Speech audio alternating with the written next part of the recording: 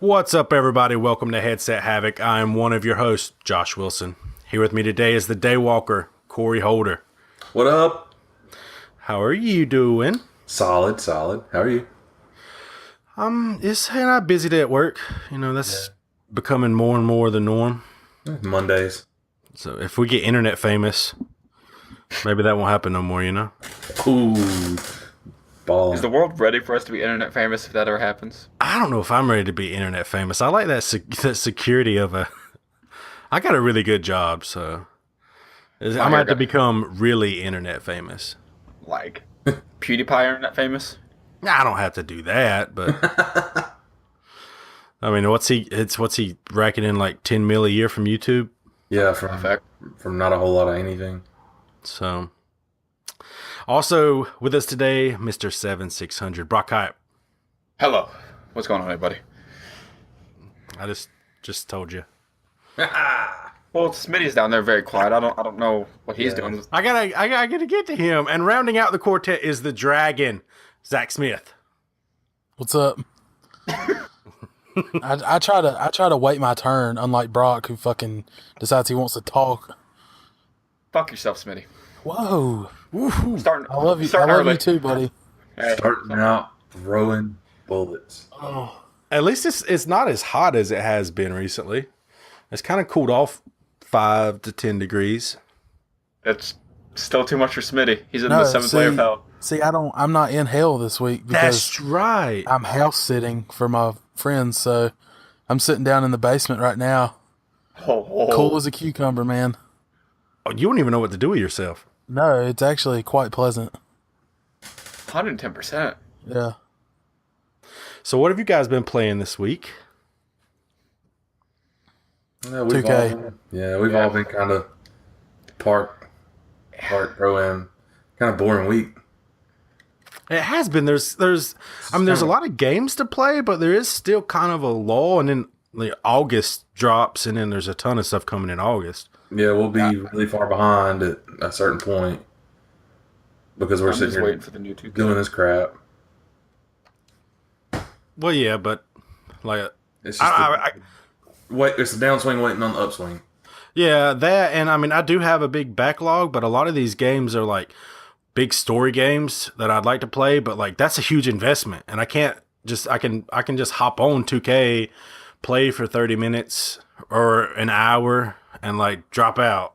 I can drop in, drop out real quick, like, as opposed to, when we were on Horizon, that's a 40-hour, 50-hour game. Yeah, we were wanting to do it for 2, 3, 4, 5 hours at a time. I'm pumped up about August and then September, though. Yeah, the fall boom's gonna really. I think it's the push us best together. fall in a couple years. For game-wise, anyways. I mean, I think overall the entire year, this is one of the best years for gaming, period. Yeah, it's been really a really busy year for us as a group. To be honest with you, I mean, as far as individually and as a group. Yeah, absolutely. And next year's looking. About the same. Exactly. I mean, you don't have the Nintendo heavy hitters. You don't have, of course, Zelda and Mario dropping this year, and you don't have those. Those are like the top two more Nintendo heavy hitters. You won't have those next year, but I mean, still, there's a ton of first party games from Sony. There's still some other Nintendo games that are coming out. Like 2018 is going to be a good year too. A new God of War looks absolutely fantastic. Yeah, the more I watch it, the more I want to play it now. I need it in my life. Yeah. That and the new there were the D23, which is like the Disney Expo type thing, I think was today, and they showed some more like the making of Amazing Spider-Man game, and like I'm more and more pumped for that game actually. Like I really want to play that game. I don't know if it'll drop next year. I mean, they say 2018, but who can trust a release date nowadays? We all know how that is. Yeah, How about we don't bring that up, Josh? ask Brock about South Park. Yeah. It hurts me every time. I went and pre-ordered it off pure faith. Now, you did go pre-order some stuff. Why don't you tell us about your pre-order journey? Oh, yeah, you had a big week this week. You did have a big week. Yeah, well, I went and dropped some money. You did. But, that upfront bullshit you gotta deal with. Being the absolute sucker, although how much I complain about 2K on the daily, when pre-ordered the Legend Gold Edition, then I pre-ordered the new Call of Duty, and I pre-ordered the Gold Edition of the new South Park. All solid games. Oh yeah, I'm very excited, and I figured, I know for sure those are the three I'm 110% getting this fall. Might as well get it out of the way now. NBA Live is, I don't know, I might pick up for kicks and gigs, and the new Assassin's Creed might be on the hit list too. Not sure about those. Yeah, I keep forgetting about the Assassin's Creed game. God almighty. Definitely on the hit list. You can ride a camel, so for me that's kind of a big plus. Yeah. I can ride a camel I mean, and who slip doesn't down wanna the do pyramids. I mean, right? Now, I will also be getting those 3 games for sure. I'm excited about those games as well. What about you, Corey? Are you going to be picking up those 3? Yeah, plus Assassin's Creed for sure. Yeah, that's another one. What about you, Smitty? What are your plans? You going to be picking up? I know you'll get 2K. 2K and Frozen Wilds, or the expansion to Horizon whenever it comes out. Yeah. No Call of Duty? You're not going to jump on the train with Oh us? yeah, I'll get the Call of Duty. I forgot all about that, to be honest with you. Yeah, I kind of zoned out for a second. He's enjoying the cool too much. He doesn't know how I'm to not process. used to not sweating and having to pay attention to my heart rate and shit. Check a pulse every 5 minutes. Yeah, I actually hook up to a monitor so that I don't. I know when it's getting too low, I can pause and just kind of get up and do some jumping jacks real quick. We don't need a repeat of last week. I thought you went down, Smitty. I'm 100% honest. I was like, Oh, there goes- yes. Yeah. God, I almost wish I'd went down instead of getting out of the thing. There was some editing trickery that had to go into that last week's episode, but we powered through. Yeah, we made do with what we had. I was talking to one guy, a fan of the show, and he was like, "Yeah, it was kind of excruciating getting through that part." And I was like, "That's what you got to do. You just got to roll with it." It wasn't fun. If I happen to go down this week, don't talk about calling me. Somebody call me real quick. When you see that my name's not on there, hit call, man. It's not too hard. I was about to spell out my damn cell phone number right now, but I don't need a bunch of people calling me, so I did not. We ain't that internet famous yet. No. Yeah. No. But someone will fuck around and call you, though. Then I'll have a burner. That's what we all should get. Just get a burner phone Burners. and just say, leave your questions on the voicemail. Speaking of burner phones, Okay, I so- watched Baby Driver this weekend. I actually had a self date. Like I went on a date by myself, Which with is myself. Not what spoiler you're thinking. alert. Not Baby what Driver you're thinking. is not an animated movie. No. Why Thank the hell God did you we- think that? Because what I part- saw the movie, I saw the title. What was it? Boss Baby. Yes. And so when you said Baby Driver, Boss Baby popped into my mind, and that's why I was like, "Dude, you've got pretty low standards for a animated movie." For Me and Monday. Smitty, damn near almost, if I wasn't 10 hours away, we would damn near almost went to blows. Yes. Smitty was like, "Why are you going to watch a kids movie?" And I'm like, "What? It's not a kids movie. Yeah, that was on me. It's not at all a kids movie." The best part is Josh coming in like 10 minutes late after me and Smitty already ironed everything out. Yeah, We got on the same page, then Josh comes in with the heavy haymaker when Smitty's down and just lets him have it. yeah, freaking 4 texts. It's like you couldn't get it all into one. Well, see, those are the type of texts where, like, I have a thought and I send it, and then I got another thought and I send it, and another thought, and it's just one of those rapid fire situations. You know. Anyways, it was a fantastic movie. Fucking loved it. I highly recommend it. Looks good. Yep. If you didn't know, we are Headset Havoc, a weekly podcast that releases every Wednesday, rain or shine. Each week, we talk about the most recent gaming news, give our opinions on it. We also answer your burning questions, throw in a rogue topic at the end to keep you on your toes, and round out the podcast with our band pick of the week. This is a little different this week. We're switching up the format based on some feedback we've received from the audience. Keep giving us that feedback. It really does help us. It helps us change, just like this podcast. We'll see how it goes. See how you like it. If you're only here for the games, we place the non-gaming segments at the end of the podcast so you can bounce after you listen to those. If you like what you hear, head over to patreon.com/headsethavoc, where as little as $1 grants you access to exclusive content each and every month.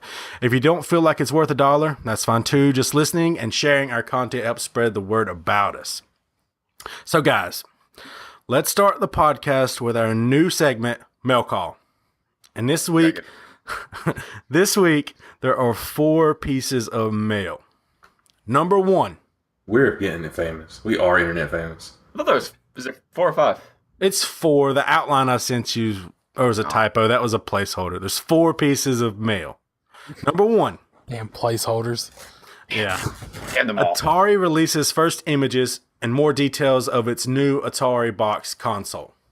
So over at IGN.com, Joe Screbbles writes, in an email to fans, the company explained that the console will feature modern internal specs, allowing it to include classic games, perhaps suggesting an NES Classic-like library of retro games, as well as deliver current gaming content.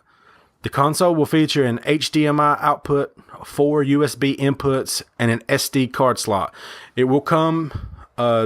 It will be released as a wood grain edition or a black and red edition. So I sent you guys some pictures of this earlier. What do you think about the look of the new Atari console? Absolutely gorgeous. Pretty sweet. It is pretty sweet. I honestly, I'm gonna be 100% with you. When you sent me that earlier, I was a little busy doing other stuff. Didn't even look at it. First time seeing it, the wood one, I would buy that tomorrow. It's going straight old school. So the wood grain edition, I was like, that is super sexy. Oh yeah, I love it. That is a super sexy, nice design. It pulls, like you said, on the retro Atari look. I'm not as sold on the red and black. I mean, I think it still looks good, but the way that like a fresh design on the old Ataris, I think that was a really smart design choice for sure. Yeah, it absolutely looks not just like, but it's pretty similar to the one that's still at my parents' house actually. It kind of looks like the one my grandparents have. Yeah. So yeah, I've seen old Ataris. I never actually played an old Atari. Missing out. Pretty fun. But yeah, I can remember my dad actually playing, like laying on his stomach in the living room floor playing Atari. Like I can remember that when I was super, super young. But yeah, I've never actually played one myself, but I'm interested. This is a very interesting move, and I'm not sure what Atari's trying to do. So I don't know if they're trying to occupy the same space as the like the retro NES and the retro SNES that's the Nintendo's releasing, because they say that this one the new one has modern internal specs. Well, I don't know why you would go necessarily modern internal specs if all you're doing is releasing, like those retro games. That's an odd choice. Yeah. I think they're trying to do both. Yeah. My biggest question is, outside of their old games, what was like Dig Dug and Galactica and that stuff, like where are they going to design new games? And so you're telling me, are they going to try and compete with PS4, PC, the Switch, the Xbox One, or the Xbox One X? Like, are they going to try and like keep you with the nostalgia look and be like, oh, we can play all the games of your childhood, which is great. I mean, that's what the SNES and all that stuff is doing. And then they're going to try and compete with the big boys? Like, they won't win. Like, they'll get sales just because of the classic, playing all the old games. Yeah, so I'm with you. Like, I don't think they can compete with the big boys. I don't think they compete with Sony or Microsoft or Nintendo for that matter. And also, they don't have the nostalgia that Nintendo has. No, because the generation that grew up with Atari is typically not really. I mean, it's maybe one generation too far, I guess. Maybe. My dad grew up on it. Yeah, that's what I mean. Like, my dad grew up on it. Yeah. Yeah, my dad's be like 53 this week. Yeah, I mean that's what I'm talking about. Like, it's and my dad no longer plays video games. Yeah, that's what I'm going for. Like, that age group no longer.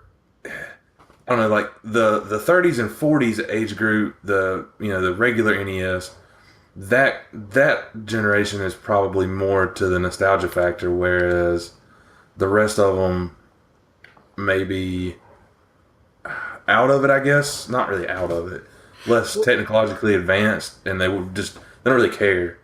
Well, I think that here's a little aside, but I'm gonna tie it back in. So whenever I met my wife, she told we were getting to know each other in that that honeymoon stage, and I told her that I played video games. Of course, that's a big part of my life.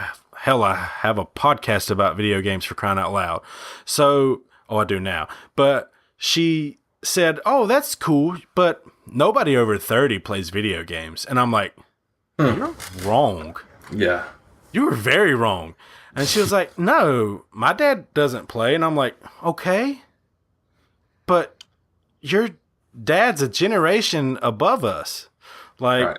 So the thing is, like, that generation, like, was, and I'm just, this of course isn't a blanket statement, but the people that I know that played Atari and stuff is like my father-in-law, my father, and like they don't play video games anymore because during that time, like you played video games, but then you grew up and you had to do real world stuff. Right. You couldn't play games anymore. didn't have Adulting, yeah. time. So unlike us and our generation, where we grew up with games all along, it's a little. I think it's a little different, I do think that a lot of the people that are nostalgic about the Atari are almost kind of out of gaming at the moment. Yeah, that's what I was shooting for. I just didn't know how to word it exactly right. I mean, yeah, because on both your points, I mean, there are people that we know. I mean, we play with them. Probably know who I'm talking about. That are, one of them is literally like a year younger than my dad. He plays. Yes. Call of Duty Oh yeah. I know you're talking about. daily. A guy he works with who's maybe his age, maybe a little younger, plays it daily. I think he's a little older, actually. Is he? Okay, but there's guys we play with that could be my parents that play. But then and then another point, it's your guys' generation was the first generation, like you said, that the NES, the Super Nintendo, the Dreamcast, like the Sega Genesis, that was when you guys were hitting like 8, 9, 10 years old. That was coming into the picture. Like that's when it first came out. So I was my generation's a little behind because I was 7 when I got the Sega Genesis, which it was a little older at that time, but Yeah. it was one of those things. It's you guys were the first ones that were like, hell, we can work, take care of our families, do all the things we need to do. We can do the adulting, but I can also make time to go play video games. Right. Yeah. So I don't know their demographic that they're targeting. I don't think, I'm with you, Brock. I don't believe that they can compete, but as a counterpoint, I don't believe that they have the nostalgia factor of Nintendo. So are they going to go? They don't have any first party studios. I mean, there is an Atari studio. Is there an Atari Studios? I know there used to be, but I don't know if they folded or not. I would type on my computer, but y'all would hear that. And you have an atomic bomb for a keyboard. I have a mechanical keyboard. Regardless, they're not. Atari isn't on the same level. They don't have the studios that of They the also don't have Nintendos or the info Sonys. Yeah. Yeah, so that's they are they just going to go strictly third party? It's interesting. It's an That's a good way interesting. to waste a lot of money really fast. Yeah, I mean I don't know. It's a curious situation. I'm very intrigued. I'm very curious. I always welcome competition. More competition is always a good thing, in my opinion. It drives other companies to, to keep getting better. But it's an intriguing situation for sure. But now with the modern internals, maybe what they can do is bring like their Dig Dugs, like their classic, their well-known games, and they could make them look a lot better. I mean, I know for some people that might kill the nostalgia, but for other people, they're probably thinking, man, Dig Dugger, Galactica, and that'd be sweet if it was like in HD and looked like kind of like today's games look. So Yeah, maybe, it's an interesting. Yeah, I mean, I feel I don't want to say this. It's like that deal you got, Josh, where you plug it in your TV and you got all the retro games on it or whatever. Yeah, an emulator. Yeah, that I kind of feel like that's what it's going to be, and I mean, it's probably the price point of it's going to be. I'm afraid to guess. I don't even know where to begin to guess. To be honest with you, I'm assuming it's going to be super multiple amounts more than what you pay for that.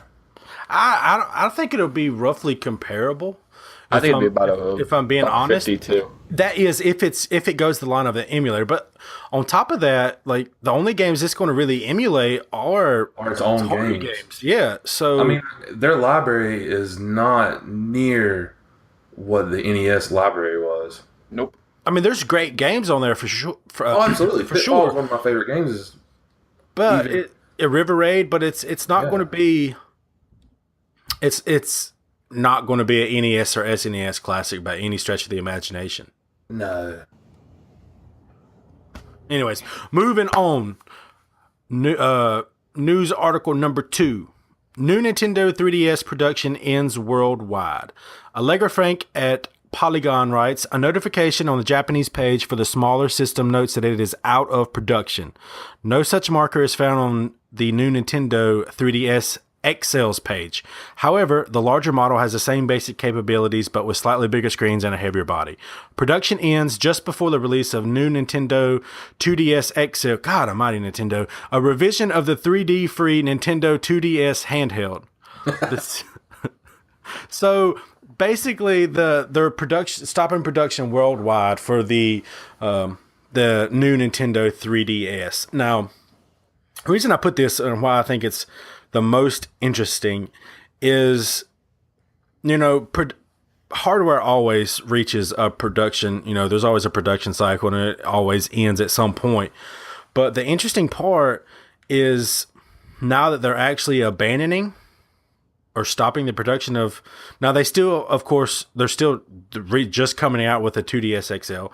So they're still, of course, pushing the 3DS and 2DS. But the fact that they are stopping production of one, I think better positions the Switch to kind of come in and take over the handheld marketplace for them because of the Switch's portability. It's a console and it's a handheld. So, and I think if Nintendo goes full blast with the Switch, I think it's a smarter business decision on down, playing a long game that way. Whereas right now you can't get rid of the 60 million install base of the 3DS. You can't just write them off, period. You kind of got to phase it out. And I think, me personally, I think this is kind of the start of that phase out. How am I supposed to play the new Pokemon games, damn it? That's all I give a damn about. The new Pokemon game is coming to the Switch. You got Brock can get a Switch money? Patreon tier. Go to Patreon. Headset Havoc and support Brock us needs a Switch. so we can get the Switch money. Just I $1. think that- Just lot for of as $1. little as $1. Now, About 700 times. You can help me achieve my dream of playing the new Pokemon. Now, I'm really, if the Switch will ever come back in stock, I may get one this year. I'm super pumped about Mario, and I'm not as huge a Zelda guy, but Mario looks it looks great. I might go Black Friday shop. I don't usually go Black Friday shopping, but I might go stand in line and if there's a deal on one and try to put my hands on one. I really might. You might have to put your Looks hand like on I somebody could- the else poor- to get Yeah. one. I'll fight someone. I'll fight a child if I have to. If you can get the money. I'll tell you how I'm gonna get the money off the podcast. I don't think it's even though it's explicit. I don't think people want to hear it. That's like super explicit. Yeah. Yeah, yeah. I agree. That's E plus. Moving on. Article number 3. First-person servers, FOV slider coming in Player Unknown's Battlegrounds update.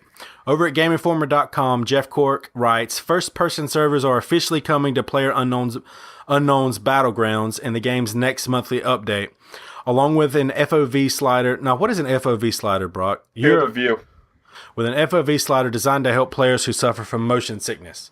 According to a tweet from the game's creative director, First Person will be coming to European and North American servers first in solo and duo games. Once it's been ironed out, it'll arrive in other regions. Players will be able to play with a new perspective or stick to the game's traditional third-person camera.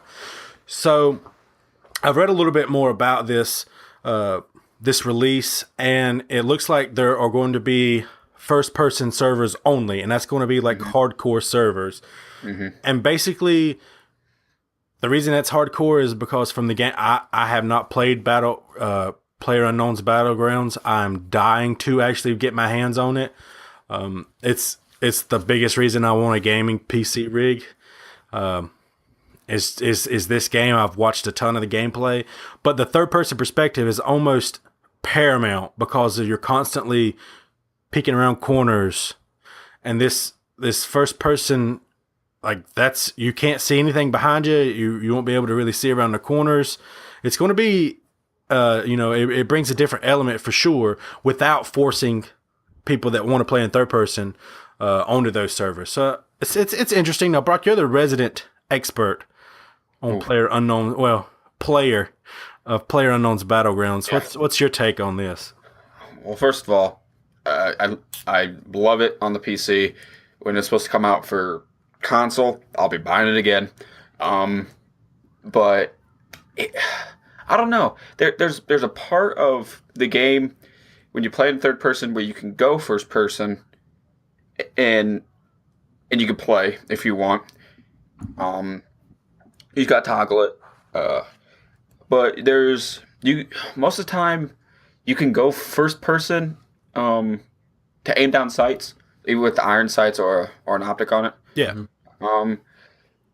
I don't know personally for me, because I'm not the greatest, but I do play it. I think that for the people that are very serious, and I just found the other day that apparently there's esports. There's like a competitive esports, like Cloud9, which is a really big esport team, has a 4-man squad that plays, and it's extremely competitive. I've never seen it like a tournament, but found that out the other day. But so those guys might take advantage because it might be able to help them. But it's like you said, it's when you're driving and you can hold down the Alt key and you can spin around and check all around you in a 360 view while still going forward or wherever you're going, helps a little bit because you die very fast in that game. If someone's a good shot, even if you have body armor on, they'll put you down. So it'll be interesting to see. Yeah, I want to play that game so bad. Like I'm so pumped. Fun. I'm pumped about it coming to consoles. I don't know when the hell that'll happen. I will probably own a gaming PC before that happens. But I would love to play with us four as a group.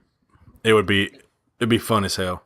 It's addicting for me on the PC because I'm not the best, and it craves the itch of always getting better, of that itch of, okay, I know what I can do. I got to this level now. So for that's why I love it there. I don't know how he'll port over because there's so many keybinds on the computer because you have more buttons with the keyboard. But my only fear is people will use those Cronus Maxes. You guys heard of those? I have no idea what you're talking about. Yeah, Never heard of it. That's a different language, man. It plugs into your PS4 or Xbox or whatever, and you can plug like a keyboard and mouse into it. Oh, okay. I got you. So you can basically and it's not detectable online, and it's kind of sketchy, but so you can use a keyboard and mouse. And so if someone's really good on PC because they play first-person shooters, you can do things on a mouse and keyboard that you can't do on a controller. Absolutely. You can snap quicker, you can turn, you can fine-tune your shots. So you aim better. Mm-hmm. That's the biggest thing. It's aiming. Yeah. And especially in a competitive shooter, like aiming is everything. Yeah, I mean that's why I'm surprised Call of Duty isn't bigger on PC, just because. Yeah, Yeah. But you can also hack a lot easier on PC too. that's true. The too. amount of people that mod and hack out games or their accounts it's dumb. Yeah, I agree. Yeah. News article number 4. Overwatch League gets city-based teams. Matthew Cato at GameInformer.com says Activision Blizzard has announced the first city-based teams for the Overwatch League, including Boston, New York, Seoul, and more. The first 7 cities and owners are Robert Kraft, chairman and CEO of the Kraft Group and the New England Patriots owner, that's located in Boston. Jeff Wilpon, co-founder and partner of Sterling, VC and COO of the New York Mets. Noah Winston, CEO of Immortals, it's in Los Angeles. Ben Spunt, CEO and co-founder of Misfits Gaming in Miami, Orlando. Andy Miller, chairman and founder of NRG Esports, it's in San Fran. NetEase, it's located in Shanghai. And Kevin Chow, co-founder of Kabam, or Kabam. I think it's Kabam. And that's located in Seoul. So the Overwatch League is scheduled to start later this year with regular season matches played in an arena in Los Angeles for the first season. A schedule of regular city-based home/away matches will be formulated in future seasons. The league features revenue sharing for the teams, as well as the ability to generate a capped amount of local revenue, monetize fee for amateur events a year, and take advantage of up to 50% of the revenue from fan items, with the rest going to a shared league pool. So, what's your thoughts on this esports being, these teams getting kind of the city based aspect of it, to where it's more local? Like if you had a North Carolina team or a Texas team, or right now you're going to have a Boston, a New York, and a San Francisco team. This is, that concept is. That's basically been in the past delegated to the major sports market. I kind of like it. So it's an interesting concept for sure. It seems to be bringing it. It seems that they're trying to, catch it while it's young, as far as bringing it to the public market, as far as a wide array of of people. Plus, it's more one of those things of like, if I was to get into esports and I had a local team, I'd be like, yeah, I'll pull for that team. Yeah, exactly. They're a local team. Yeah, we're obviously going to pull for the team from here. Yeah, so I think it's an interesting concept, which actually brings me to topic of the show. So, topic of the show is, what do you guys think will be the game, actually, whether it be Overwatch or whatnot? What do you guys think will be the game that actually has the potential to bring esports into the mainstream? 2K. No. Nah. It's gonna have to. Honestly, as weird as this sounds, it's gonna be Counter-Strike. They've been beating that horse for a while, which is what's really started the They started the push. the upswing. Yeah, They're already on TV. right. It's called the E League. Yep. It's on TBS. It's not like it's on some random channel. It's on a big channel. It's on network Friday night prime time.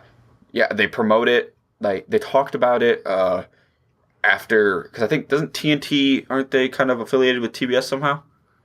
No, they're competitors. They're competitors, Are they? aren't they? I would think so. I don't know, but I think I saw them talking about it last year. Like Ernie Johnson and all them. I thought they were talking about it. I could be wrong, but Call of Duty could do it. They have the market for it. But they need the right game. Right. And there's also, how do you say this? There's Counter-Strike is doing the same thing, kind of like Overwatch is doing. Halo is already doing it. The Halo World Championships, you could buy skins in game with real money, and you got the skin, but a majority of it, or just a portion, went to a crowd-funded prize pool, and they got the prize pool up to like over, I want to say, $1 million or something crazy. That's what Counter Strike does with the skins, with all the cases for a major. They'll get it goes to the prize pool for the teams. Overwatch is going to be doing it. If Call of Duty is going to get in, if the new Call of Duty is as good as everyone hopes it is, and it's boots back on the ground and everyone loves it, this would be the game to push. Right. And then they're already going to be money hungry because they're going to want you to buy the coins and the supply drops. But if I know the supply drops are going to either help players' salaries in the esports or create bigger prize pools, I'd be more willing to shell out my money because it's going to make it viable so it becomes like a Counter-Strike on TV. And also they're doing, side note, the Street Fighter is the thing now. On Evo, did you watch any of the Evo on ESPN? Yes. It's intense, isn't it? Yes. So, Smitty, you haven't been talking much. I know we went through a bunch of items that you're not really ingrained in, you're not really familiar with, but you said 2K. Now, I want to hear your reasons behind why you think 2K can be the game that kind of brings esports, makes it popular and kind of breaks through the gamer crowd into the mainstream. I mean, it's basketball. A lot of people watch basketball. A lot of people buy 2K. A lot of people play in the park. They play Pro-Am. I don't know. I feel like that's more of a common game for people to play rather than something like what y'all were talking about. I feel like the more intense gamers will play the other stuff, but people who just like sports games, they're not going to get into Counter-Strike and Overwatch and stuff like that. So I don't know. I just think I would rather sit down and watch 2K than watch Counter-Strike. But that's me. So are you saying that like with the backing of like, because who are the teams in for this esports league that we kind of touched on in an earlier podcast? Was it the 76ers, the Cavs, the Warriors, something like that? There's like 7 teams. The Celtics. There's 17 teams that are participating in the new E-League is what it's called, and it's going to debut in NBA 2K18. Yeah, because they're getting paid by a team. Are you saying because now you're getting the actual teams? These are well-known brands, and they're using some of the biggest names. I mean, the Warriors, the Cavs, the Celtics have a tremendous following. The Sixers have a tremendous following. Are you saying that because they can maybe maybe get some people at games to maybe like here's our E-League team, and then they can kind of maybe show it on like the Jumbotron during halftime? Is that what you're kind of going with? Well, I mean, yeah, it would. I don't know. They have a big network that they can use to kind of sell the league. Okay. I think it's that's a really good point, but I just don't think it's the one that gets there like currently, because this is like they've done the Pro-Am tourney the past 2 years. It's had a $250,000 prize to the first place winners, and there's some really good players in there, but it's too young of an esport. Like FIFA is too young, but Counter-Strike, Call of Duty, Halo, the big three, they've been around for God knows how long. Yeah. So and people have been playing Street Fighter in arcades for years. Oh, I remember playing Street Fighter on my Sega Genesis. Yeah. all right, so here's my opinion on it. Now, I've thought long and hard about this topic, and I am with Smitty 150%. I think it will absolutely be NBA 2K that can bring it into the mainstream. And here's my reasoning. You touched on it a little bit. Now, as far as the hardcore gamer, I think you're correct on the CS:GOs, the Counter-Strikes, the Call of Duties, we didn't say it, but the League of Legends and all that. But here's the issue with all of those things. And League is very big. Dota's very big in esports. but that's never going to break mainstream. Oh no, never. Now, here's why. Those games are incredibly hard to explain to the normal person. Outside of that community, that game is very hard to explain. I have been gaming for 20 plus years, and I do not understand Dota or League of Legends. I can walk you through anytime you want to. Now, granted, I haven't sat down and went through it, but just watching that, if I just sat down and it's on ESPN or whatnot, and I see it happening, I don't know what the hell is going on. I have no idea what is actually happening watching that gameplay. Now, I can sit down and watch a game of basketball and know what's happening. Yeah. So, and also your Call of Duties. If you're watching that, you're watching these guys do the call outs, doing blah, blah, blah. If you're just you're a non-gamer, if you are a non-gamer, because that's the crowd that we're trying to break into, get outside of just gaming and into the mainstream, then the non-gamer is the ones that you have to appeal to. Now, the non-gamer just watching a Call of Duty, like, oh, you're just shooting people. They don't understand the call outs and recognize and, memorizing the map and knowing the site, knowing the lanes, knowing the guns, knowing, all of this that actually goes into it. It's easier to explain than the Dotas or the League of Legends, but not everybody, but it's very easy to understand basketball. And as Smitty said earlier, 2K sells like hotcakes. It stays on the top. It stays on the charts all year round as one of the highest selling games. Now, it doesn't hit Call of Duty numbers, of course, but as we're saying, it's a more appealing to the non-gamer. And as you were talking earlier, Brock, absolutely, these teams are backed by actual NBA teams. The actual league, like the NBA, is who is actually running this league. So you can bet your ass if they're investing money in this. You can bet over the intercom during games. There's going to be advertisements. There's going to be commercials during games. Like, check out the 76ers esports team for 2K, and there's going to be a commercial about their team. They're going to push that. They're going to push it hard. They've got the revenue to push it hard. Push it real good. Push it real good. Absolutely. So those are just, the most obvious reasons to me why I think that it can jump into the mainstream. Is it's easy to explain. People understand it. Your non-gamers understand it. And we're like, oh, that looks fun. I can try that. Or they'll just, be more apt to watch it. Like, oh, I'm a Boston Celtics fan. I watch Boston's esports team. That's interesting. And then from there, you can transition into the Call of Duties or the Counter-Strikes. Once you get a little bit of a gaming knowledge, you can go. And another game I think could possibly is Rocket League. Rocket League, I think, is too one-dimensional, though. Like, 2K, there's a lot that goes into 2K. I mean, we all play, we all know.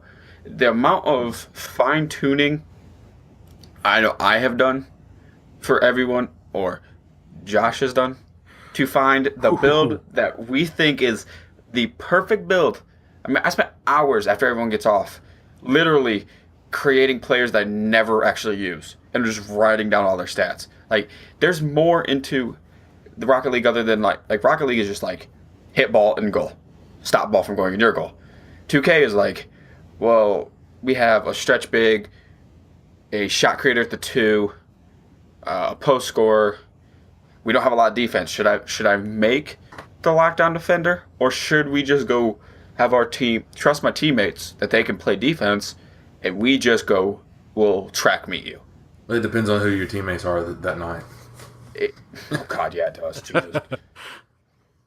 That's neither here nor there. So yeah, I mean, absolutely. 2K is, trust me. If you're in the community, if you're in that community, the fine tuning, the just how granular those stats and everything become. And yeah, send me a message on Twitter or Facebook, and I can show you some of my spreadsheets if you're interested in making a playmaker. Oh yeah, A point guard playmaker. I have spreadsheets on Stretch big. spreadsheets. I got stretch big stuff. Oh yeah, we got all kinds of stuff. Yeah, so I mean, I'm a stat nerd though. I love numbers, and to get in there and optimize your build based on your height, your arm span, your shoulder width, all of that stuff. It's fun. It's fun. Not on a past just basketball, but like this is the perfect build for this position type thing for me. The way I play. So. It's not just 2K. It's Division. It's everything. Yeah, it's an RPG. It really is. You're min-maxing your build. Right. But at just sitting down watching it, it's a lot easier to consume than these other games. Than any other game. And the only reason I suggest Rocket League as well is because of how easy it is to consume and digest and to watch. It's not hard. It's simple. It's a simple explanation. It's soccer with cars. Yeah, I could see Rocket League taking off because it's with the younger gamers, maybe that 10 to 14 range, because it's really colorful. The game looks good. Like I said, it's not hard to pick up. Like you could never play it and within 10 minutes have the concept of the game down. So it's difficult to master, easy to play, difficult to master. Exactly. So the kids that want to get into it can, but it's one of those things that's then you get the kid that goes, Dad, Mom, I want to go to this Rocket League thing. And they're like, what's that? And the kid convinces them. It's this video game. He watches it. He plays it. They go to a live one where it's in a studio or something. He watches it. Then he gets hooked, and then he moves on to. Then he gets into your Call of Duties, your Leagues, your Dotas, your Counter Strikes, your Halos, those things, and then that's how it progresses. Like I can see Rocket League being like the intro to esports. Yeah, baby's first esport. Esports for Dummies 101. Rocket League. All right, so done with the topic of the show. I think that's I've not worked out all the transitions yet, but our next segment is going to be listener mail. Now, this scares me. I reached out to a couple of people, the ones that had been suggesting a different format, and I reached out to some people and said, the people that had suggested, like I said, and asked them, you want a different segment? I need some help. So, what's that noise? Alicia's in the shower. So I was like, what? Somebody's scraping the ground. So, I was like, well, here. So we'll see you later, Corey. First question, or first reader, or listener mail. I said reader mail. They're actually listeners. First question. CoolCam26 writes in, when do you think that virtual reality gaming will be compatible with all sports games, and how do you think it will change the market? I'm going to be straight up. Shout out to Cam, first of all. I didn't think Cam would drop this kind of question on us. Like, this was not the question I thought he was going to ask. I didn't either, but I really appreciate it. I appreciate everyone that wrote in. I really appreciate your feedback. I don't know. It's kind of hard. I mean, they tried the whole 2K17 virtual reality, and I heard it wasn't very good. It was terrible. It made me want to vomit a little bit. So I have a PSVR, and my answer to this question is never. Yeah, I do not believe it will ever be. It will ever be compatible with all sports. What were we going to say, Smitty? I just don't see how you could make it compatible with a sports game. I think it would work for hockey. Hockey or golf? Maybe baseball. Maybe baseball. Maybe you could possibly do the show, because on like Road to the Show could be compatible, and just like on the batting, just if you were batting constantly, because you don't have to move, because VR hasn't fully figured out locomotion yet of like how to actually move yourself around in the world without kind of getting sick. That's my thing. I think it would cause motion sickness trying to move around that much, like if you're in a sports game. So there's some interesting ways that this could be done. I mean, like some interesting ideas if you think about it. So, did anyone ever play? I think it was NFL 2K5, the last one that 2K done. It had Terrell Owens on the cover when he played for the Eagles. I'm sure I did. I don't remember it though. So they had a first-person mode. They did. I remember. Yeah. Yes, through the eyes of the helmet. Yes. Yes, that shit was wild. Now that could be cool. That could be really, really Ish. cool. But I mean, it was as an experience. As you know, like Smitty said, I think you would get sick eventually. Like I think they would really the locomotion, figuring out how to move in VR. It's once somebody figures it out, you know, it'll be downhill from there. But until it's fine tuned, it's going to be a while. Now I do think that golf could be pretty fun. Oh, that's another one. I didn't think of that. If they would come out with like a new golf game. Yeah. Not a shitty one like the last one was. I actually Well, really who's like not that going to idea. be bringing a golf game out? Dude, I could sit there and play golf games for hours. It does not bother me at all. I had every Tiger Woods until they stopped making it. Then I got the I had Rory. a lot of them. Then I got Rory. But I think golf would be pretty fun. It would kind of, I think it would kind of be like the Wii, sort of. The Wii golf, but, you know, realistic. Because You could do it because you could have. I mean, the PSVR has the wand controllers that use. I mean, it would have to be, in my opinion, just for the wand controllers, and you could have that motion.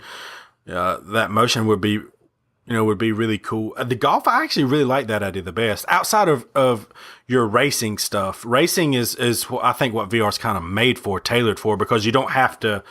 The player isn't actually moving. You're driving a vehicle that's moving. Yeah, you're first person in a car for the most part. Yeah. I think the VR, like sports games, would be fun to play. Like if you had if they did the golf one, and get some buddies to come over and you like just switch off, like handing the VR over to the next guy and y'all playing like a round of golf. But Boy, that would be really cumbersome. Would it be fun though? It'd be different.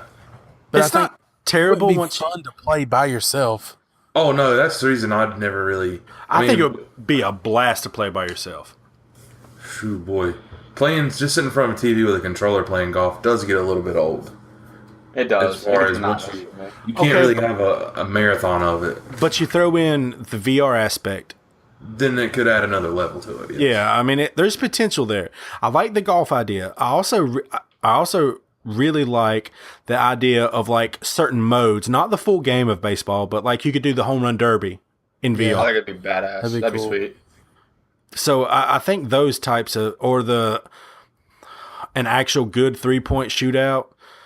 But like you gotta, if you're from, because you need to, Can you there are link? some, Can you link VRs? Not yet. Because that would be sweet if you could link two VRs and play like ping pong against somebody. now you could play against an opponent online, but as far as like a couch co-op split screen type of thing, I don't know of one. Yeah. Because the amount of, God almighty, what an orgy of chords that would be. No, you just connect one to each person's VR and you just can't get too far away or it'll rip it out. So you have to hold hands the whole Like time. a, recording? like an HDMI cord. to You'd be both of smacking them. each other in the fucking face. No, I mean, there's like a 10-foot radius on it. So, there's, as far as football or basketball is concerned, there is way too much player movement, I think, for that to ever be compatible. That makes sense. Yeah, Question. Go ahead. Go ahead. No, I'm good. Question number 2. Hank the Tank writes in. God, Hank, you beaut. I don't even know how to go through this question. You want me to to do it read for you? it? I can do it for you. Hank the Tank writes, why does Black Ops 3 with the reflex sights, with custom sights, why are they our blurry first few secs to a minute? First of all, grammar. Second of all, I don't know what you mean, man. I don't either. I'm not sure what you mean. Is he talking about like the custom reticle within the Reflex site? Yeah, Is that what I he's talking feel like about? that's what he's going for. I feel like that's what he's going for, but is it blurry? I never noticed it being blurry. I never used custom reticles. I used the red one or the blue one on any of them. I never really use custom sights. Period. I always go iron sights, I'm typically an iron sight guy. and I'm not a sniper, so I don't use it. I'm never in a I never have a sniper scope. Never black scope somebody, is that what I'm saying? Never 360 YY fakey no scope off a ladder stall. I I'm doing absolutely rodeo have, flips into that. I have absolutely never cab flipped into a Superman 360 for no. I haven't done that. So are you tray flipping off a are you Half cab. fakey when you tray flip, or are you just I've never you just go tray flip? I've never Knowledge- shown knowledge. whited into Nollie tray flip. Now the tray? Okay. Okay, I feel you. What about a big spin 360? Come in backside, just fucking send it. just gonna send it. Silly? So, Send it. Hank, I do not know the answer to that question. I don't either. It may be your TV. Probably There's your TV. possibly Do what Smitty does. Play on a 55-inch because bigger is better. Yes, it is. bigger is better. Question 3. Weston writes in. He actually has 2 questions. First one: how real life should a game be versus fantasy? Depends on the game. I agree. Yeah. I agree. If it's like MOB or like Grand Theft Auto to a point, or like Assassin's Creed, I want that to be like as historically accurate as they could possibly make it. Oh, absolutely. But now if it's like Horizon, Skyrim, I want that shit outlandish. Make it do things I was like, you could do that in a video game? Like, make it wild. Yeah, I think it depends on the game as well. The sports games, make it as realistic as absolutely possible. GTA, I do not want it to be that realistic. No, I mean, I want- I'm there to I want kill like- you for the most I wouldn't part. mind. Yeah, I wouldn't mind cars being a little more realistic, and like certain things like within the game, because it already looks like GTA 5 looks fantastic. I mean, it's been out for 7 years now or something stupid like that, and it looks Yeah. great. So I mean, and it's pretty realistic. Now there's some things that's like you couldn't do in real life, but that's okay because I do want to chuck my scooter off the top of Mount Chiliad. Why is my scooter up there? I don't have to give you a It reason. don't just matter. is. It's your scooter. It's my scooter. It might be pink with a zebra seat, but damn it, it's my scooter. Danny McBride looking motherfucker. Hey, my dude looks great. I don't know what you're talking about. Negative. So yeah, I think it depends on the game. Yeah. Typically, I would say the more real life, the better. But I don't want to. I don't want to lose the. I don't want for the same the same thing. I don't want Mario to go by the wayside. I don't want No. a Skyrim to go by the wayside. But you also got to be careful with like the shooter games and stuff, because you got those wildcats out there that become like entranced in a game, and then they That's also just true. they decide that it's real life. So I mean, you gotta, I don't know. There's You got to gotta- be some sort of fantasy aspect to all of it. See, I you- think that's along the lines of the like what I said with Grand Theft Auto. Like you Yeah. don't want to get too far away from the parody aspect because then it's just like a civilian killer simulator, you know? That's Yeah. not what it is anyway. I know, I'm just saying, like it's fun to go on a rampage, but there's this slapstick, humor about Grand Theft Auto that's always kind of been there. That's fun. So to a corner and taking out civilians. exactly. So it's a delicate balance. You gotta dance. Yeah, but Knife's edge. You got to be on a nice edge with certain games. I agree. absolutely. Weston also writes best couch co-op games, and why is there such a lack of decent couch co-op? Okay, what are we classifying as co-op? Are we talking about like back in the day when there wasn't online, but you could play co-op against each other and it was split screen? Do we consider that couch co-op? So I would consider couch co-op a game that multiple people sitting in front of one TV could play together. Right. I'm going to say Oh God. either the original Mario Kart, Yep. That was the That was- first thing that came to mind. Yep. Super Smash Bros. For the GameCube. I never played it. Well, that was the first one where it wasn't split screen, but y'all put it on the same screen. Yeah. And here's a good one for you, GoldenEye. Nope, I've got the best Ooh. one. Oh, because I'm Head on, actually big fella. looking at it right now. Oh, this scares me. South Park, Chef's Love Shack. What is that? Oh my God, it's on the Nintendo 64, dude. I mean, but 64 game. I never played it though. What? Oh, it's so good. Like you basically play a bunch of mini games. Yeah. So try to- a Mario Party for South Park. Yeah, but it's a lot. I don't know. It's What was the South Park game where it was like you could pick up like chickens and shoot eggs at people? that is was the first Chef's South Love Park. Shack. No, that's Chef's Love Shack. No, there was This one was the like- original South Park game that was like a first person shooter. Yeah, it was a first-person shooter. Yeah. That game was hysterical. I played it when I was dude, like I 10. lost a lot of my middle school or sixth, Yeah. seventh grade area to that game. I mean, and why there's not any good ones? For the simple fact that I can jump into a party chat on my PS4 and talk to you guys who are 10 hours away and play the same game you guys are playing. Yeah, that's what I was gonna say. Technology is The technology's kind gotten to of the taken point. away from the couch co-op games. Now, don't get me per se. wrong. Yeah. Do I love going? My buddy has an N64, and I go over there and we play GoldenEye, we play Battle Tank, we play all the classics. Do I enjoy it? Hell yeah. But there's something about like the ease of being able to hop in a party chat or whatever, and even my buddy who lives 5 minutes up the road jumps in a party chat, and I can play the same game with him. So I think that's absolutely technology is why there's not as many now, and we just live a lot busier lives. Like we're not teenagers anymore that's hanging out at our buddies' houses. We go to work, we come home to our different homes, and the only way I would get to talk to you guys for the most part is on PlayStation Network, through a party chat. Yeah. So Or text. Group Yeah. text. or texting, of course, but like that's how we connect now. We're not.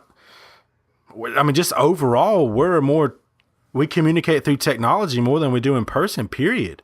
Oh yeah. Especially That's just not just games. That's yeah. everyday life. Yeah, I was gonna say that's that's definitely grown outside of digital media as far as the way we do that.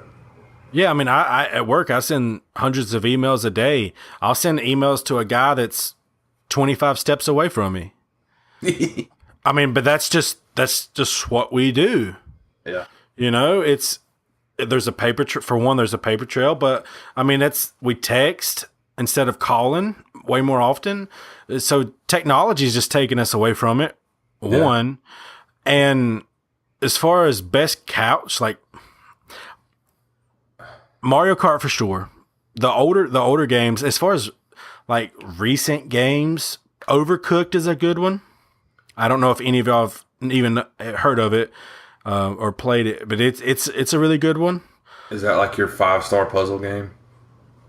That was a terrible game. That was a cheap and comical platinum. That's why I played that game. No, but the Overcooked, that'll also make you scream at each other. But it's a fun little game. Man, I'm surprised nobody has said this, and it's pretty obvious, and it got decent mixed reviews. And you and I have played it together, Josh, for the most part. Army of Two. yeah, you could play that that's one. good. Yeah, we did. We did was play a couch that. That was Yeah, I a played it with quote buddies, unquote yeah. modern day co-op couch. We co-op. we played another game that you and I played on the same screen as Resident Evil. Resident Evil 5. That was actually a really good game. Yeah, I enjoyed that one. We put a lot of time into that game. we did. We beat it. Yep. We beat it sitting on the same couch together. Yep. That was the epitome of a couch co-op. Yep. So there's another one. Yep. Another game that they showed on E3 is A Way Out. That game I talked about. This the developer from Brothers. They developed looks Brothers. Fantastic. It looks really, really cool. I would if you, and I'm pretty sure the reason that Couch Co-op is both he and his fiance play games, so it would be optimal if they could play together. So I highly recommend keeping an eye out for A Way Out. That game looks really, really good, and it is couch co-op. The guy stressed co-op must be played, split screen. Locally, yeah. No, you can play online with it. You can play online, but it will always be split screen. Oh, okay. I gotcha. Yeah. So, last question. The Bearded Goblin writes, if you could have any game from your childhood remade and remastered, a la the recently released Crash Bandicoot Insane Collection, which one would you choose and why? First of all, shout out to the name. Great name. He is a goblin fiend. He loves goblins and pirates. And he has the gnarliest beard. The gnarliest beard I know. Yeah, he's got a super beard. You can go check. Actually, I'm gonna give him a little plug. You can go check him out at search for the Bearded Goblin on Facebook. He puts some funny stuff up over there. But yeah, what's your guys' thoughts?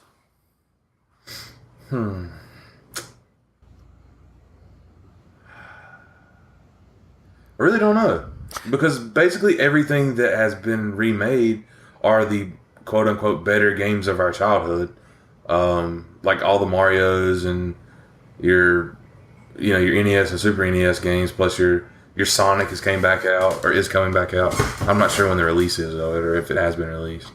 So they're releasing the new Sonic Mania, that is like from some of the stuff that I've heard, like the best Sonic game like ever released.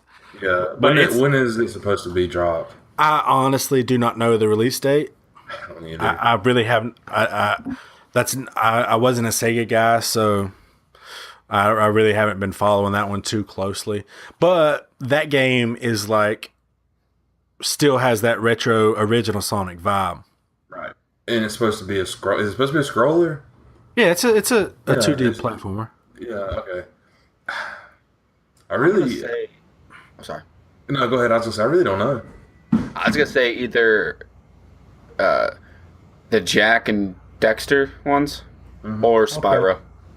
See, that Spyro, I've heard a lot of people talking about Spyro. And because that's that PS1 era, it was the mascot era. And you had Crash Bandicoot and Spyro. Like that was two of the original PS1 like mascots. And so I've heard a lot about Spyro. I can't say I disagree with you on the Spyro. But that one, there is a chance. There is a following for Spyro. There is a chance that one actually will get. Yeah, I could see it happening. I've got mine. Go. Sly Cooper. Oh, the Sly Coopers were good, and I would love to see them in HD, like without blocky ass graphics. Give me just streamlined 4K graphics on the platformer. Oh, those games are so beautifully done. They do look great. And the PS3 version was a pretty good remaster. Yeah. If you want full 4K. I want 4K. full. I want the works, man. Okay. If we're talking about full remaster, what about like Grand Theft Auto San Andreas and Grand Theft Auto Vice City? Ah, shit. I didn't even think about those. I didn't either. Because he said Sly Cooper, and I'm like, what happens if they gave San Andreas and Vice City the GTA 5 treatment? Yeah, I didn't even. It would be over. I would buy those in a heartbeat. I own the originals on my PS4. I had on PS3. Yeah, they were on sale. I think like a couple weeks ago during that midsummer sale they had or whatever. Yeah. And they were on sale for like $5 a piece or something like that. Ooh. Scooped them. See, I think you get. Oh, go ahead. You get 3 Vice City and San Andreas for like $20. It's usually like 30 for all 3, but still, it's not a bad price. No. What were you going to say, Smitty? I'm gonna kind of go against the grain here. I'm not gonna get any I don't want any remastered because I think that kind of keeps them. I don't know. It keeps their nostalgia for me. Is the fact that I got to come over here and plug in the old N64 to play it. I can't just play it on my PlayStation. I don't know. I guess there's something. Yeah, I see what you're saying. There's something about pulling out, dusting off. It's going to bring back more childhood memories if I'm having to play on that old school ass controller compared to sitting there and playing it in 1080p quality. I see what you're saying. That's a very, very valid point. That is a very valid point. I am going to actually suggest 2 games. One of them is a game that is very, very near and dear to my heart. And another one is going to be a curveball. So, first game, Metal Gear Solid. Oh yeah. If you could come back or come out with a full high definition 4K completely from the ground up Metal Gear Solid, I would drop an insane amount of money for it. I really would. And for one, because PS1 games don't hold up very well graphically, nor not always gameplay wise. Like the old Crash games with, D-pad, we played with the D-pad, and there was just some janky stuff. They performed a little janky. So a complete remaster from the ground up, give it the Crash Bandicoot treatment of Metal Gear Solid, or Cruisin' World from N64. Damn you. Oh, I played the piss out of Cruisin' World. yes. My friend had that on the arcade edition. Like, he had Cruising the USA that you sat down and played, like what would be at a freaking arcade. Yeah, I want to buy one of those cabinets so bad, because I lie, I used to play that game. Me and my brothers and my cousin would stay up till 2 a.m. We knew all the unlocks for at certain levels. You unlock new cars, you unlock new colors, and that game is just. The hours I put in that game is astronomical. It was a big party game. I always played it. That's another co-op game. One of my favorite kind of co-op. Yeah. is. I mean, yeah. It's. I don't know if it's really co-op. It's kind of more competitive, but that game was phenomenal. I loved that game. And it had a killer soundtrack. Oh, absolutely. And I can always try to remember like peeling out, timing it just perfect at the start. Yeah. Like, oh my, that game would.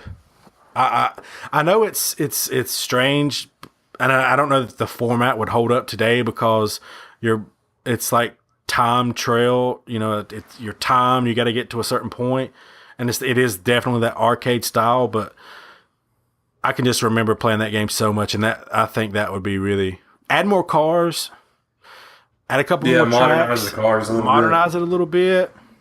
Well, God, That if I knew you were going to go that route, I would pick Wave Runner 64. Oh my God, yes. God, that game was so badass. Learning how to do barrel rolls. Learning how to do. Yeah. So when Right, got left this- on the joystick, man. That was a barrel Yes. roll right there. backflips, learning how to do those, I spent hours just in that first little area. Yeah. Oh my gosh, yes, that was. I've got another one for you. This one. It's not really a black sheep because it was pretty popular. SSX Tricky. Oh my God, yes. Yes, Yeah, that's that was a another good one. I really loved that game. Great soundtrack as well. Super. That was when I said soundtrack. That was the first thing that popped into my head. So I got another one now. Now we Damn have it. We didn't know, but now we know all of them. Tony Hawk Pro Skater 4. Oh, yeah. Okay, along those lines, the Tony Hawk, Undergrounds, and then Wasteland. Now you can get the fucking Undergrounds out of here. Fuck those. No, That's that's when not real- that's not when real Tony Hawk, that's man. when the series started derailing. Nah, Wrong, dude. friend. You are wrong. No, What about my what brother about, like, loved those games. I I, on did the too. other hand, was like, give me Tony Hawk Pro Skater 4 over Underground any day. I'm gonna list like 5 of them off. What do you guys think with these? NBA Street Value, NBA Street shit. Value 1 and 2, NFL Yeah. Street Value 1 and 2, and then like the Need for Speed Undergrounds 1 and 2. So I would, yeah. I would spend so much money. It wouldn't. I'd be broke. So, Mr. Goblin, we can't pick just one game. We just went through an entire childhood full of games. Sorry about your luck, bud. We want our entire childhood remastered. 1080 snowboarding. And Yes. the crazy thing is, Smitty's like, I want to keep Yeah, the nostalgia yeah, up. until- And Smitty's like, And, The until floodgates. Until Josh said that one, I was like, "Damn you! Now I've got to pick." And that was when those came out. So, at the end of typically at the end of the episodes, we throw in a road topic. Do we have that? We'll run through this road topic a little quicker than normal. But who has the road topic this week? I think it's me. Yeah, Brock, you said you wanted one. Oh, did I? Damn. Yeah, you said you had a good one. You said you had a good one. I legit think I got so excited about what we were just talking about, I might have forgot it Oh Lord. on like 100%. Because it had something to do with what Smitty was talking about earlier. I can't remember it. Who the hell remembers what Smitty was talking about I earlier? don't remember. That was an hour and a half ago. Yeah, I know. I'm a horrible person. So I'll throw in a rogue topic. I can You think do of one it. right off the top of my head. I got excited. What's up with Lonzo Ball's shoe choice? Is he playing? Is he like setting himself up for a big shoe deal? What's going on with his shoes? I think it's the perfect, like, as much as I don't like his dad, but I think he's a good ball player. I really do. It's just his dad, it seems to be writing checks that his son can't cash yet. I think it might be kind of the new wave of what you see maybe some big name young athletes doing. The not signing a shoe deal. Not signing that entry level shoe deal with Nike, Adidas, Under Armour, Jordan, or whatever. Literally, if you're a big enough, you're a top 5 guy, kind of being like, I'm gonna wear whatever I want tonight. I think it's interesting if you don't know, like Lonzo Ball, second pick in the draft for the Lakers. He has his own shoe through his dad's company, his family's company, Big Baller Brand. He wore those for 2 Summer League games, and since then he has worn a Reebok shoe, a Nike shoe, a Adidas shoe, an Under Armour shoe, and the game that he set out, he was going to wear a Jordan shoe. When did he wear the Reebok shoe? Maybe he didn't wear a Reebok shoe. Maybe I'm wrong about that I one. thought I went the purple Kobe's, Yeah, he wore those. the black the James Hardens, Yeah. the black and white bowling shoe Steph Curry's. Yep. Ugly as hell. Ugly as Stop- sin. stop hating me. They're not a good. That was not a good color on those shoes. That wasn't a I'll good take colorway. Yeah, it wasn't good. Yeah, I mean, I think it might just be. This might have just been like, could this have been just a giant ploy to maybe put more independence in the younger superstars? Because I mean, you look at it. Fultz comes out and he signed with Nike. Someone else comes out signs with Adidas like right away.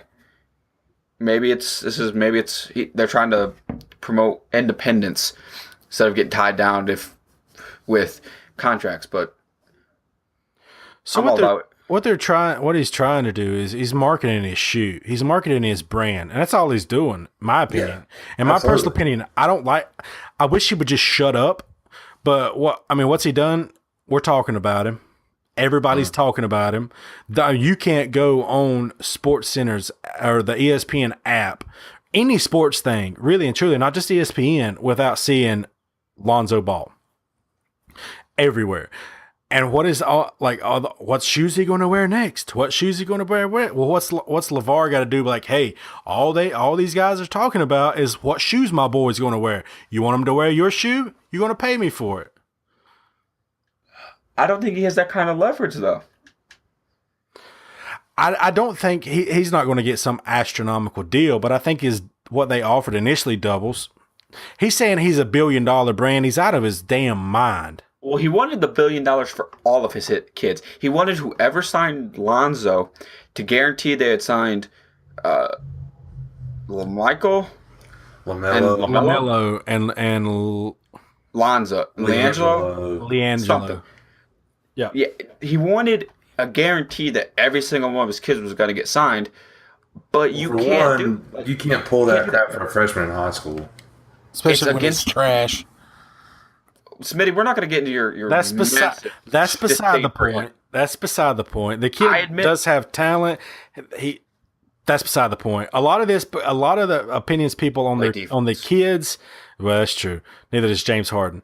But a lot of the people's opinion on the kids. Even I mean, I even got to admit at one point, I about talking about Lonzo, I was like, man, he ain't that. That all comes from me not liking the way his daddy's doing things. But I ain't saying the kid's great. He's gotten ran out of the gym, but he's still a kid. He's 19 years old. Like everyone that keeps forgetting, the kid's 19. No, that kid's not 19. That kid's still in high school. He was I thought we were talking about sophomore. Lonzo. He's going to be a junior. Yeah. I'm talking about the Lamelo. Here's my thing. You said he doesn't. I said he doesn't play defense. You said neither does James Harden. James Harden can drop 50 on you and shoot better than one for like 45 from the field. Okay. Absolutely. I'm not going to take away from the brilliance of James Harden. Just he's not the best defensive player in the world. Hey, you know what? But damn, does his offense make up for it? Everybody has their deficiencies. Yeah. I mean, Kyrie Irving isn't the greatest defender in the world. Some's called him a turnstile, but the boy he'll snap you off. Curry, arguably one of the greatest shooters of all time, isn't that good a defender? Gets covered up and protected by the extremely well played defense behind him. Absolutely.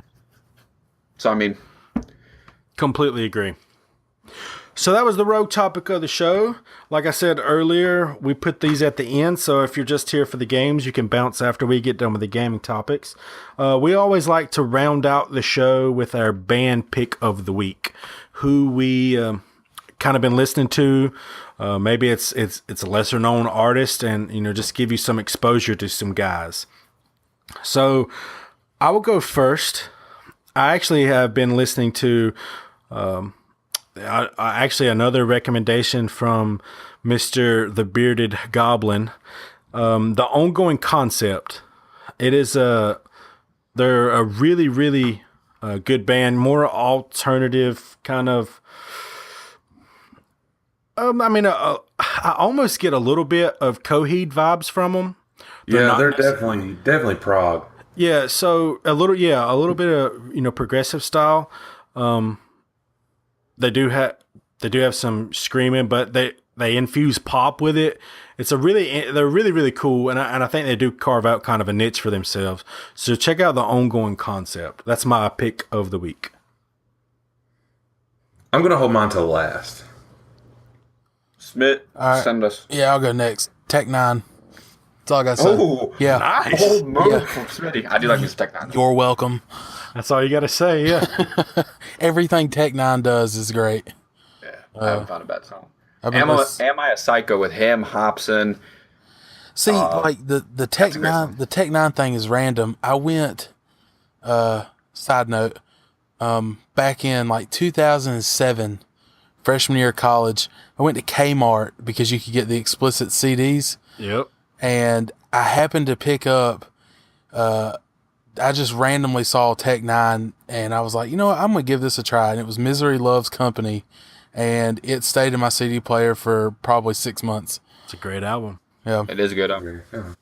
I also really like Worldwide Choppers. Yeah. I'm a big fan of speed rap. Yeah, and he's one of the best. He is very good.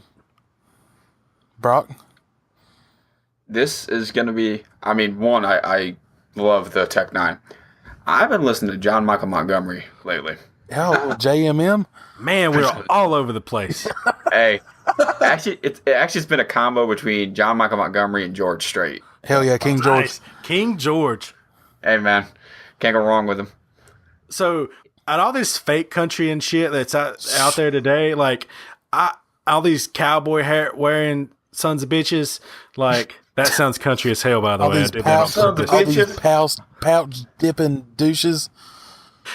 And damn, it is good. Hey, That's some good stuff. Pretty good. Pretty good snow. Here come the fucking principal. I'm fucked.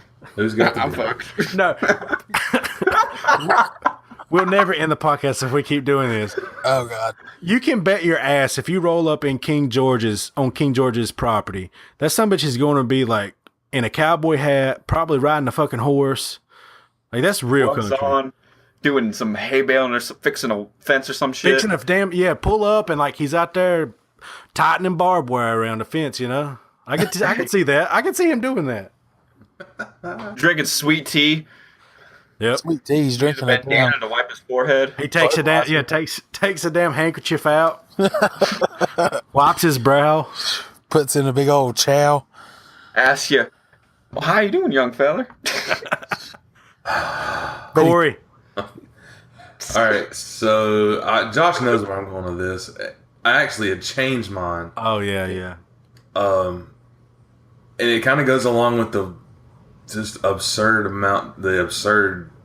bands that we've been listening to. Boyz II Men, actually, believe it or not. Oh, I've been fucking What? with some Boyz II Men.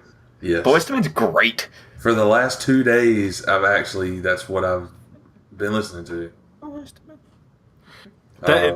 So we have Boyz II Men, John Michael Montgomery, Tech Nine, and George the ongoing Strait. concept. Yeah, and George Strait. Who did I say? Well, you said John Michael Montgomery. you You just- said- Oh yeah, George yeah, Strait. George Strait. My bad. I'm just here so I don't get fined. Yep. Ain't that the truth? If you Yeah. didn't know, ladies and gentlemen, we are Now you Headset Havoc, a weekly podcast that releases every Wednesday, rain or shine. Each week, we get together, we talk about gaming news, we answer your questions, we put in a rogue topic at the end, and we give you our band pick of the week like we just done. If you like what you hear, head over to patreon.com/headset havoc. Support us at whatever level, or don't. Just listen to us. Tell somebody about it. It really, really helps us out. But yeah, if you got $1 to give, I feel like our bonus episode this month is really worth $1. It's really going to be worth $1. Hells yeah. So get in there. And also at the $5 level, you can get in and a chance to win a standard edition of your game of choice. So get in there, check that out. Really good odds right now, especially for the one person that's on it. He's pretty much guaranteed. Pretty much a lock. So get in there and Give him a little competition. a little bit of competition. So anyways, until next time, this is Headset Havoc. Thanks for listening.